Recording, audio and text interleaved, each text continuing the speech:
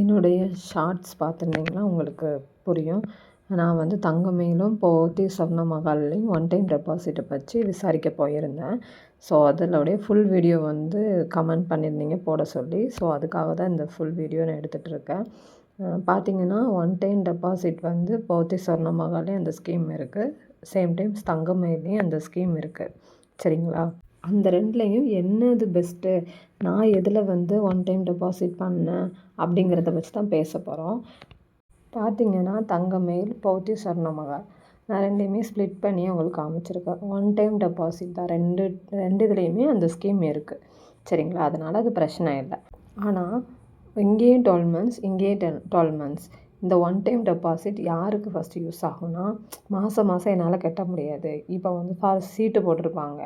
அப்படிப்பட்டவங்க என்ன பண்ணலாம், ஒரே ஷாட்டில் வந்து அந்த ஒன் டைம் டெபாசிட் பண்ணிக்கலாம். மாதம் மாதம் எனக்கு கட்ட முடியாதுங்கிறவங்க அந்த மாதிரி யூஸ் பண்ணிக்கிடலாம்.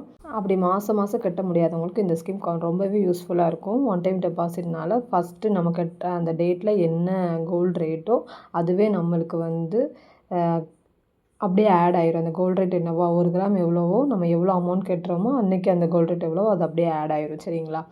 என்ன ஒரு பெனிஃபிட்னா, இப்போ 12 மந்த்ஸ் 2 முடிஞ்சு ஆஃப்டர் 12 மந்த்ஸ் பார்த்தீங்கன்னா தங்கம் மேலே 75% தான் கொடுக்குறாங்க.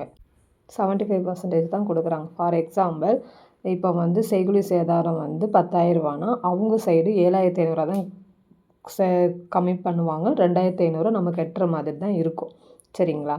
ஆனால் போத்தி சொர்ணமஹால் அப்படி கிடையாது. ஃபுல்லுமே அவங்களே பண்ணுற மாதிரி தான் இருக்குது. சரியா?